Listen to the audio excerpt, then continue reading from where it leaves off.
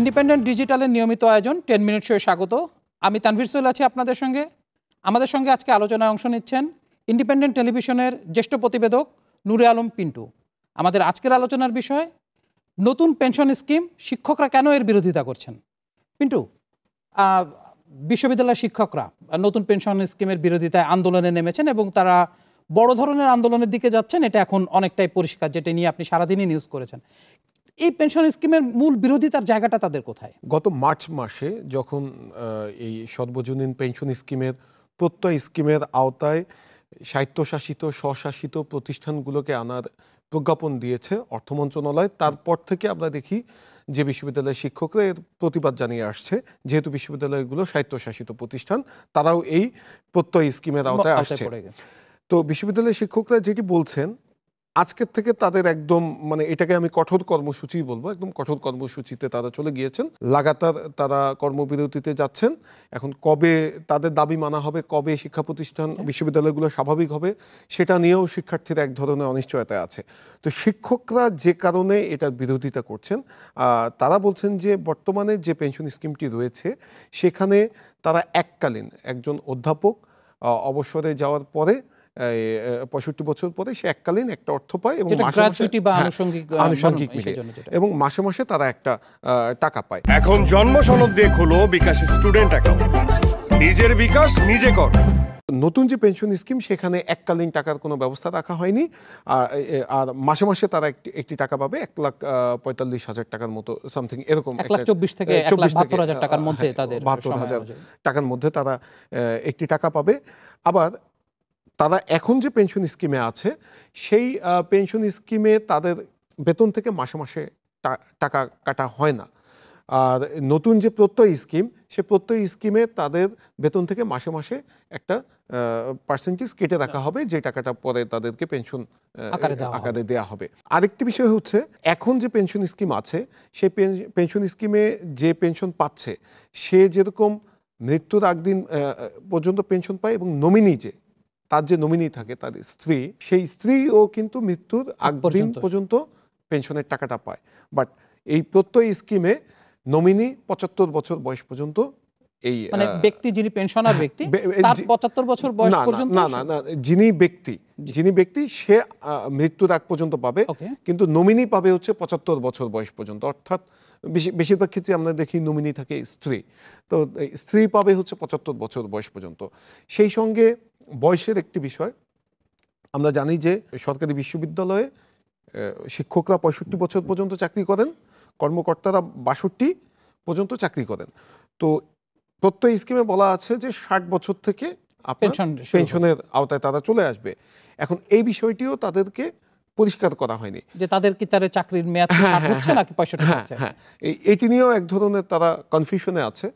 তো আর আরেকটি বিষয় হচ্ছে যে এই ধরনের যখন সিদ্ধান্ত নেওয়া হয়, শিক্ষকরা যেটি বলছে যে অবশ্যই তাদের সাথে আলোচনার প্রয়োজন ছিল। কারণ আমরা দেখি যে বিশ্ববিদ্যালয়ের শিক্ষক সমিতি আছে, শিক্ষক ফেডারেশন আছে, সব বিশ্ববিদ্যালয়গুলো শিক্ষকদের নিয়ে, এবং বিশ্ববিদ্যালয়ে অর্থনীতি বিভাগ আছে, সেখানে নামকরা অর্থনীতিবিদ আছে, তাদেরকে এটার সাথে সংযুক্ত রাখা অথবা তাদের একটা মতামত নিতে পারতো, কিন্তু এই ক্ষেত্রে কোনো মতামত নেওয়া হয়নি। একটা প্রসঙ্গ যে তাদের মতামত সরকার সিদ্ধান্ত নিতে পারে, সেটা একটা ব্যাপার, কিন্তু একটা হচ্ছে যে প্রক্রিয়া এখন চলছে, পেনশনের যে ব্যবস্থাটা চলছে, সেটা তো প্রায় সব সরকারি চাকরিজীবী, যেটা আমরা এখানে বলছি স্বশাসিত স্বায়ত্তশাসিত রাষ্ট্রায়ত্ত যে প্রতিষ্ঠানগুলো, তাদেরকে এই প্রত্যয়ের স্কিমে আনা হয়েছে। বাকি যারা এমপ্লয়ি, অর্থাৎ রেভিনিউ খাতের যে এমপ্লয়িদের কথা বলা হচ্ছে, তাদের অবস্থান তো আগের মতোই, পেনশন ব্যবস্থা তাদের থাকছে। তো এই আলাদা করাটা কেন, সরকার কেন এই জায়গাটা আলাদা করে? এটা আসলে হচ্ছে এই পয়েন্টটাতেই শিক্ষকদের প্রথম হচ্ছে তারা এই পয়েন্টটার জায়গাটা বিরোধিতা করছে।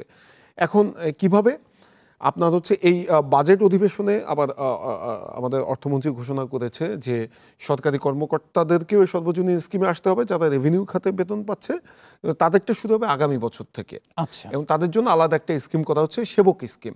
এখন শিক্ষকরা বলছেন আপনি এটাকে বলছেন সর্বজনীন, এবং এখন তারা যে পেনশন স্কিমে আছে, যে পেনশন স্কিমে তারা এখন পেনশন পাচ্ছে, সেইটা সরকারি কর্মকর্তারাও যে ফরম্যাটে পাচ্ছে তারাও সেই ফরম্যাটে পাচ্ছে। আর এইটা যখন সর্বজনীন হচ্ছে, তাহলে তাদেরটাও একই ফরম্যাটে হবে, সবারটাই একই ফরম্যাটে হবে এবং একসাথে হবে। তারা আগে কেন, তারা পরে কেন?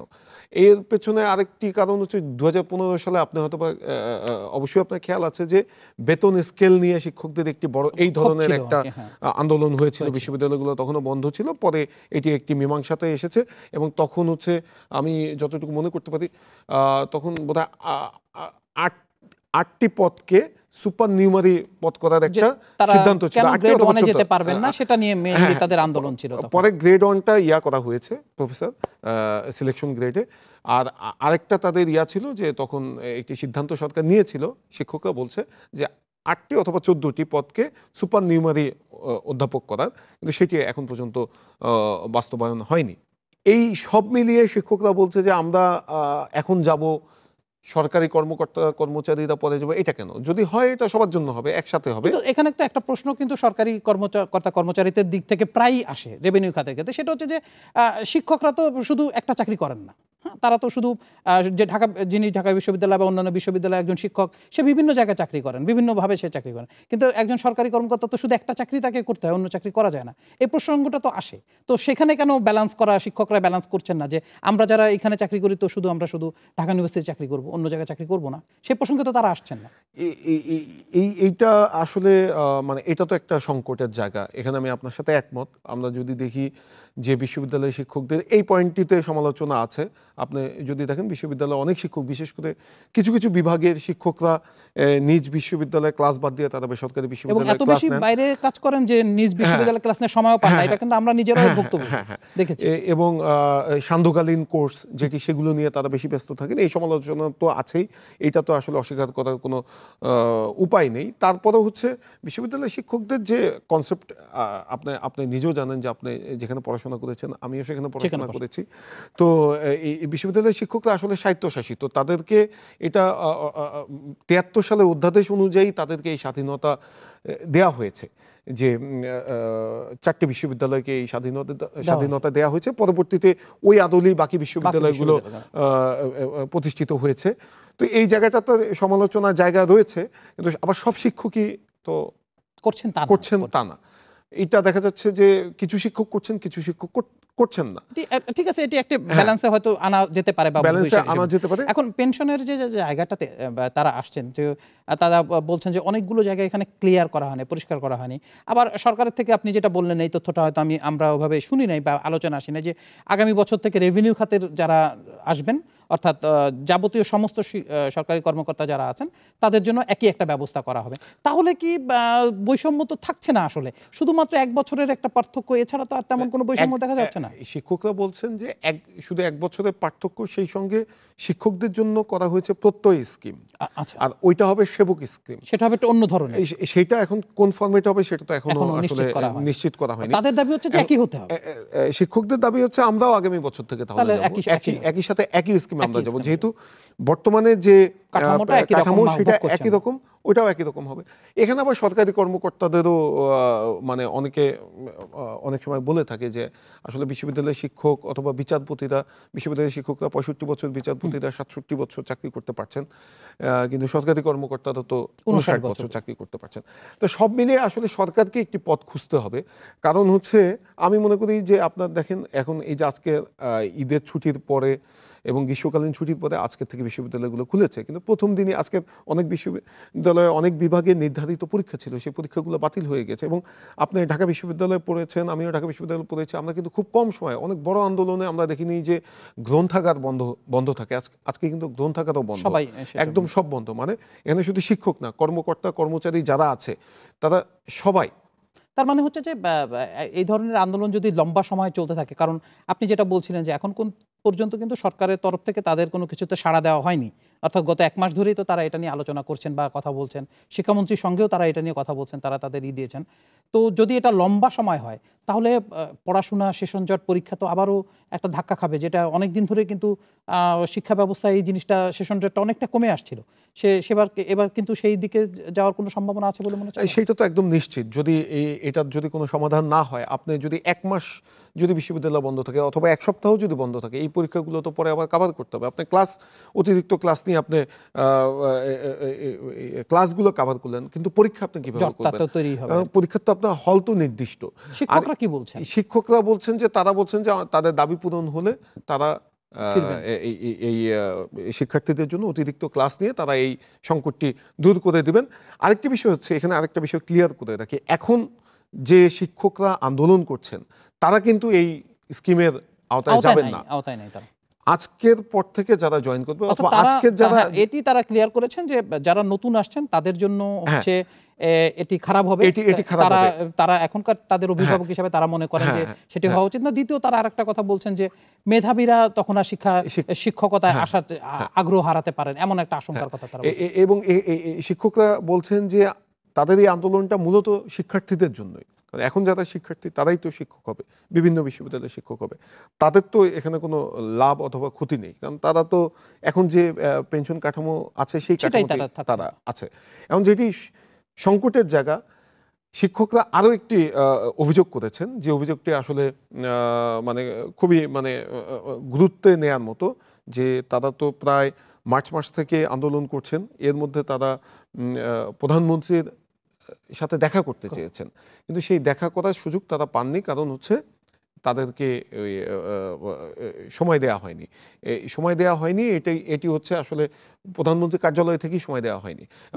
তারা এখানে কিন্তু একটা প্রসঙ্গ আসেই যে যেহেতু এত লম্বা সময় তারা সময় পাননি বা আলোচনা, তার মানে সরকারের দিক থেকে এই পেনশন স্কিম বাস্তবায়নের ব্যাপারে, এবং আজকে কিন্তু এটা পত্রিকা বিজ্ঞাপন আসছে, অর্থাৎ তারা তাদের অবস্থান অত্যন্ত স্ট্রিক্ট। তারা কি, জাস্ট ছোট করে আপনাকে জানতে চাই, যেহেতু প্রোগ্রাম প্রায় শেষ পর্যায়ে, সেটি হচ্ছে যে তারা কতটা আশাবাদী যে সরকার তাদের দাবি মানবে? এখন পর্যন্ত তারা বলছে যে তারা একটি বক্তব্য দিচ্ছে যে তাদের দাবি না মানা হলে তারা ক্লাস পরীক্ষা নেবেন না এবং কোনো প্রশাসনিক কাজ করবেন না। এখন তো প্রশাসনিক কাজ অথবা ক্লাস পরীক্ষা না নিলে তো সংকটে পড়বে শিক্ষার্থীরা, বিশ্ববিদ্যালয়গুলো বন্ধ থাকবে। সেজন্য আমি যেটি বলছি যে এখন শিক্ষা মন্ত্রণালয়, অর্থ মন্ত্রণালয়কে বসে বিশ্ববিদ্যালয়ের শিক্ষকদের সাথে, অথবা অর্থ মন্ত্রণালয়কে বিশ্ববিদ্যালয়ের শিক্ষকদের সাথে বসতে হবে, বসে এটার একটা সমাধানে আসতে হবে, এবং তাদের যে পয়েন্টগুলো নিয়ে বিরোধিতা, সেই পয়েন্টগুলোর হয় সমাধান করতে হবে, নইলে তাদের সাথে একটি আলোচনায় আসতে হবে, নইলে তো আসলে আলটিমেটলি সংকটটা শিক্ষার্থীদের উপরে যাবে, সবার জন্য ক্ষতিকর।